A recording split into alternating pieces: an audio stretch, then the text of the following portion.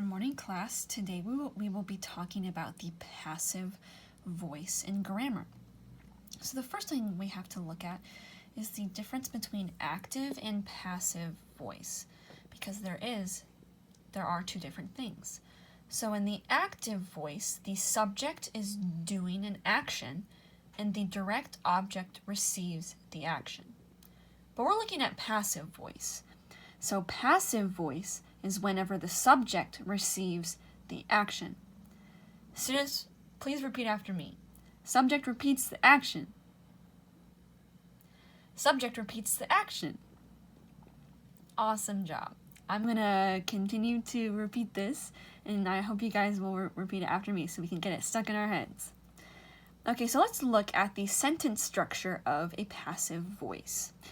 So in a passive voice sentence, we would have a subject, a form of be, and a past participle in that order, okay?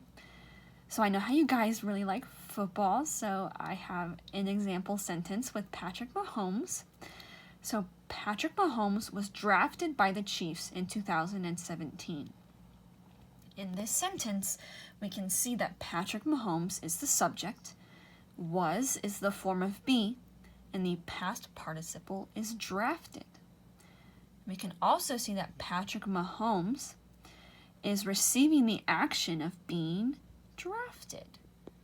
So because of all of these things, we know that this sentence is in the passive voice. Let's look at another example. So this example is that the surfer was swept out to sea. So our subject is the surfer, was is our form of be, and swept is our past participle. The surfer is receiving the action of being swept out to sea. That would be kind of scary, wouldn't it? Have you guys been surfing before? Yeah, I have. It's pretty fun. Okay, so let's look at some common mistakes that we can make. So sometimes we can switch up we can try to use the tense for active voice instead of the thing we need to use for the passive voice. So for example, we might leave out the form of be. So instead of saying the bug was eaten by the bird, we would say the bug ate the bird, which is a completely different sentence, right? And it's kind of silly because bugs don't normally eat birds. It's normally the opposite, right? Bugs are kind of tiny. And so to have this sentence make actual sense, we need to make sure it's in the passive voice, which is the bug was eaten by the bird.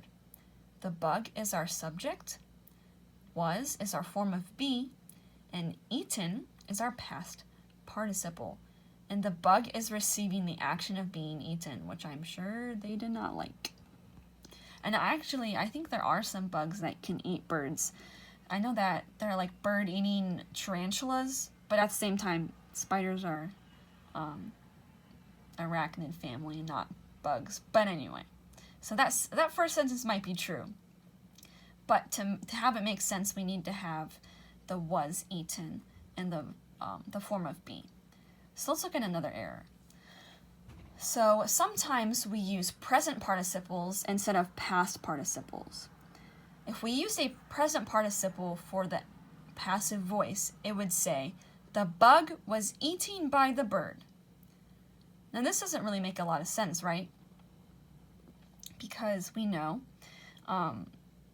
it just doesn't make a lot of sense. And so instead we would say, the bug was eaten by the bird, because it has to be in past tense. All right, you guys ready? Subject receives the action. Awesome job. Okay, so just keep remembering that subject receives the action. Okay, so let's move to our one thing. So there are some differences and similarities in Spanish with the passive voice. So the Spanish language has two ways to express the passive voice. And there are actually two different verbs for to be in Spanish, ser and estar. And so it can be kind of confusing to know which verbs to use. And so it's okay if you guys are confused a little bit. about this and passive voice is mostly avoided by ELL students, and that's fine, but I wanted to let you guys know that it's honestly not as hard as we think, and it can be really, really fun. So remember, subject receives the action. Thank you.